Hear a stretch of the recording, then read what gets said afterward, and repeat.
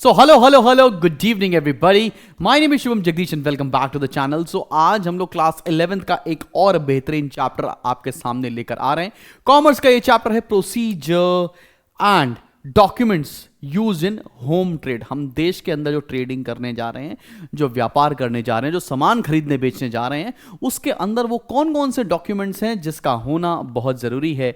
आइए ये चैप्टर शुरू करते हैं. एंड बिफोर आई बिगिन मैं आपको बताना चाहता हूं, अगर आप हमारे साथ लाइव पढ़ना चाहते हैं टाइटन्स फास्ट ट्रैक बैच में आप आज भी इनरोल कर सकते हैं. और अब अगर आपको हमारा एप्लीकेशन चाहिए तो we are now available on iOS as well by the name obsession and entrance hub. तो चलो भाई फटाफट से शुरू किया जाए. हम सबसे पहले बात करने जाते हैं कि प्रोसीजर ऑफ होम ट्रेड है क्या. जैसे कि मैं बात आपको अगर यहां से एकदम लोकली बताऊं यार, जब ये हमारे देश में होम ट्रेड होनी है ना, रिफ्लेक्शन आ रहा था इसलिए मैंने सोचा यहाँ पे एक ब्लैक कलर का कपड़ा डाल देता हूं, एल्स वो प्रॉब्लम आता ही रहेगा. हाँ भाई चलो गॉट इट. अच्छा, कई बार मुझसे बच्चे पूछते हैं कि आप कौन सी बुक फॉलो करते हो. तो I have a book called Sultan Chand publication, CB Gupta इसका नाम है. कवर पेज चेंज होता रहता है बार बार, लेकिन I follow this particular book when I teach to my ISC kids. आपके स्कूल में बुक डिफर कर सकती है, हाउएवर मैंने सभी के नोट्स आप लोगों को प्रोवाइड करता चला जाऊंगा. मैं एक बात और आपसे बोलना चाहता हूं, जितने भी नोट्स यहाँ पर लिखे हुए हैं वो आप सभी लोग डाउनलोड कर सकते हो हमारे एप्लीकेशन से फ्री ऑफ कॉस्ट. तो फ्री स्टडी मटेरियल सेक्शन के ऊपर आपको जाना है और वहां से ये सारे नोट्स डाउनलोड करते जाना है. एंड रेस्ट अश्योर्ड आपका पेपर बहुत बढ़िया होगा. तो सबसे पहले हम देखते हैं कि ये प्रोसीजर ऑफ होम ट्रेड है क्या. पहला स्टेज है इंक्वायरी. जब भी हमको कोई सामान खरीदना होता है, जब भी हम कोई भी सामान खरीदते हैं तो सबसे पहले हम इंक्वायरी भेजते हैं, ठीक है ना. सिमिलरली अगर मैं सेलर हूं तो मेरे पास इंक्वायरी आएगी कि मेरे को फला तरीके का सामान खरीदना है. तो इंक्वायरी क्या है, आओ जरा थोड़ा डिटेल में देख लें. First of all, seller receives an inquiry from the prospective buyer. In order to get inquiries, a seller brings his goods to the notice of buyers through advertisement, salesmen and sales promotion activities. Inquiries may be received on telephone or through post or through a representative. Generally ऐसा जो trade होता है ना B2B होता है, business to business. मतलब आपको inquiry receive होगी. लेट्स से मेरे को इस तरह वाले माउस खरीदने हैं, तो मैंने इस माउस के लिए HP कंपनी को इंक्वायरी भेजी कि मेरे को ये मॉडल नंबर 202 वाला जो है आपके 50,000 पीसेस चाहिए, लेट्स से फॉर एग्जांपल. ठीक है, तो मैं इंक्वायरी भेजूंगा. अब कंपनी को इंक्वायरी मिल जाएगी. अब कंपनी उस इंक्वायरी के ऊपर क्या करने वाली है, लेकिन थोड़ा सा इंक्वायरी को और भी डिटेल में देख लेते हैं. इंक्वायरी के अंदर क्या पूछा जाता है कि क्वालिटी कैसी होगी प्रोडक्ट की, साइज क्या होगा, डिजाइन क्या होगा, क्वांटिटी क्या होगा, मतलब बायर को क्या क्या चीजें चाहिए, प्राइस क्या लगने वाला है, टर्म्स ऑफ डिलीवरी क्या होगी, टर्म्स ऑफ पेमेंट क्या होंगे, date up to which the offer is valid. तो अभी क्या होने वाला है, इंक्वायरी में ये सारी फला चीजें पूछी जाएंगी और सेलर अपनी तरफ से इस चीज का रिप्लाई करेगा, जिसको बोलते हैं कोटेशन. कोटेशन देने का मतलब क्या होता है, reply towards an inquiry. Let's say अभी मैं अपना जब ये इंस्टीट्यूट बना रहा था लखनऊ में, अगर आप लोगों को नहीं पता है तो हमारा एक ऑफलाइन सेंटर है लखनऊ आशियाना के अंदर. तो यहां पर जब मैं सेंटर डेवलप कर रहा था तो मैंने बहुत सारे लोगों से, जैसे मैं टाइल लगवाने थे तो मैंने टाइलिंग के लिए कई सारे वेंडर्स को इंक्वायरी भेजी, तो उन्होंने रिप्लाई किया विद देयर कोटेशन. जब मैं यहां पर पैनल्स लगवा रहा था, इलेक्ट्रिसिटी का काम करवा रहा था, तो मैंने बहुत सारे वेंडर्स को इंक्वायरी भेजी और फिर उनसे कोटेशन रिसीव हुआ. तो कोटेशन में each and everything will be mentioned from the sellers part कि कौन सा सामान किस रेट में, किस क्वालिटी में, कब तक डिलीवर हो जाएगा. Each and every information is taken care of. चलो देखते हैं. In response to the enquiry made by the buyer, the seller sends quotation, catalogue and price list. आ गए. A quotation is written reply to an inquiry. It is sent by a seller to an intending buyer. A quotation is an offer made by the seller to sell certain goods at a stated price. तो जो भी inquiry आई उसका जवाब देते हैं quotation के अंदर.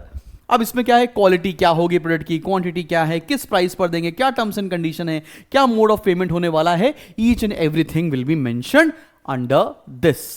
Third चीज आती है कैटलॉग और प्राइस लिस्ट. क्या है, कई बार आप लोगों ने शॉपिंग की होगी कि कभी अगर आप मम्मी पापा के साथ ना ज्वेलरी के शॉप में जाओ या साड़ी के शोरूम में जाओ तो वहां पे आपको कैटलॉग मिलता है कि आप कैटलॉग देखकर भी अपना प्रोडक्ट पसंद कर सकते हैं. कैटलॉग एंड प्राइस लिस्ट क्या है, आओ देखो. In case the intending buyer request for additional information, the seller may send a catalogue to him. A catalogue is a printed handbook It is prepared by the seller to inform the prospective customer about the goods available for sales. मतलब कौन कौन से product हैं seller के पास, उसका सारा information catalogue के अंदर मेंशन होता है, ठीक है ना। फिर क्या होगा, catalogue contains detail information about the quantity, quality, size and everything, and उसका प्राइस लिस्ट भी साथ ही में मेंशन्ड होगा। अब आते हैं अगला स्टेप, जो कि फोर्थ स्टेप होने वाला है। फोर्थ स्टेप है हमारा ऑर्डर। ऑर्डर का मतलब क्या, एक बार इंक्वायरी रिसीव होगी, कोटेशन और कैटलॉग मिल गया, तब अब ऑर्डर प्लेस करता है हमारा बायर। आओ देखते हैं। After receiving quotations from different suppliers, the buyer scrutinise all of them and select the most favorite supplier.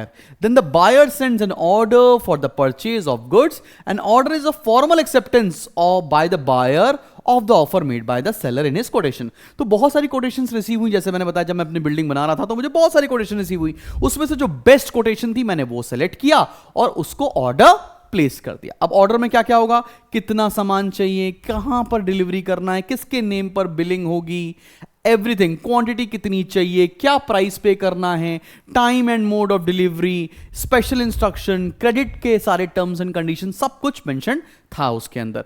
तो ऑर्डर के बाद क्या होगा, ऑर्डर के बाद बनती है इनवॉइस, मतलब बिल बनाना, ठीक है। Invoice means a bill of charges और a document sent by the seller to the buyer when goods are supplied. It is a statement dispatched by the seller to the buyer. It shows the goods dispatched and their nature, quantity, price, terms of delivery, terms of payment, etcetera etcetera etcetera. तो invoice क्या होगा कि भैया सामान के साथ dispatch कर दिया जाएगा, कि एक तरह का बिल जो बोलते हैं ना, जिस बिल को देखकर बायर को पैसे देने होते हैं, उसको इनवॉइस बोलते हैं। इसमें क्या होगा, नेम एंड एड्रेस होगा, name and address of the buyer होगा, रेफरेंस टू द ऑर्डर होगा, कौन सा ऑर्डर नंबर है। आप लोग सभी लोगों ने बिल वगैरह देखे तो होंगे ना कभी ना कभी, वही सेम पूरी चीज को इनवॉइस बोलते हैं। Serial number, quantity and description, terms of payment, कोई डिस्काउंट अगर दिया है सेलर ने तो, प्राइस क्या लगाया है, मोड ऑफ ट्रांसपोर्ट मतलब सामान कैसे आने वाला है, एरर्स एंड ओमिशंस अगर कुछ हुआ है तो, एंड फिर then signature of the seller. ये सारी चीजें मेंशन होती है एक इनवॉइस के अंदर। समझ में आया? तो यहां तक तो मैंने आपको बता दिया कि ऑर्डर कैसे बनता है, प्रोसीजर ऑफ होम ट्रेड में है क्या क्या। अब हम बात करने जा रहे हैं, ये डेबिट नोट किस चिड़िया का नाम है। आओ जरा बच्चा पाड़ी देखते हैं। अ debit note is a document which one party sends to another party. It states that the receiver's account has been debited with the specific amount and for the specified reason. It is a written statement used to intimate errors in the invoices or debit for other reasons. It is a form of an additional invoice. Debit मतलब एक तरह से आप समझिएगा कि आपने कुछ गलती कर दी अपने बिल के अंदर, तब आप डेबिट नोट इशू करते हैं, डेबिट नोट दिया जाता है। A seller may send a debit note to the buyer in the following cases. When an item has been undercharged in the invoice, मतलब किसी आइटम को हमने कम चार्ज कर दिया है, ज्यादा चार्ज करना था, 100 रुपए के सामान को 80 रुपए में ही लगा दिया, उस केस में हम एक डेबिट नोट देंगे कि भैया इतना पैसा आप हमें और दे दीजिए। When some item has not been charged in the invoice by mistake, कोई ऐसा आइटम जो हमने इनवॉइस में सामान तो भेज दिया लेकिन इनवॉइस में लिखना भूल गए, ठीक है ना बेटा जी। अगला क्या है, when more goods have been sent than the invoice, invoice में जितना मेंशन थे उससे ज्यादा सामान भेजा गया तो हम वो बायर से पैसा ले लेंगे। when the buyer fails to return the containers which are returnable and which have not been charged in the invoice, ऐसा कोई सामान जो वापस आना था, जिसमें सामान पैक होकर गया था, वो पैकिंग का मटेरियल बाहर आया था तो वापस आना था, वो नहीं दिया तो हम डेबिट नोट इशू कर सकते हैं। सिमिलरली अब buyer may send a debit note to the seller in the following case, buyer भी दे सकता है। कैसे? When the buyer has return some goods to the seller, अगर बायर कुछ सामान वापस कर देगा तो वो सेलर से पैसे ले लेगा। When the seller has been overcharged by the buyer in the invoice, seller ने किसी भी सामान का रेट ज्यादा लगा दिया तब इशू कर सकते हैं। When the seller makes an allowance to the buyer for damaged or defective goods, सामान जो आया वो डिफेक्टिव था, उस केस में जो बायर है वो सेलर को डेबिट नोट दे सकता है। And when the seller has not sent some goods which are given in the invoice, ऐसा कोई प्रोडक्ट जो इनवॉइस में तो मेंशन है लेकिन सेलर भेजना भूल गया है, उस केस में एक बायर भी डेबिट नोट इशू कर सकता है। इसी का उल्टा होता है मेरी जान क्रेडिट नोट। अब आओ क्रेडिट नोट क्या होता है समझते हैं। A credit note is a document prepared and sent by one party to another. It informs the receiver that his account has been credited with a specified amount for a specified reason. It is the opposite of debit note. अब बात समझना बेटा, a seller may send a credit note to the buyer in the following cases. Seller कब कब भेजेगा? When an item has been overcharge in the invoice. मतलब 10 रुपए का सामान था, 15 रुपए लगा दिया, गलती से ज्यादा लगा दिया, तो सेलर बायर को पैसा देगा थ्रू क्रेडिट नोट।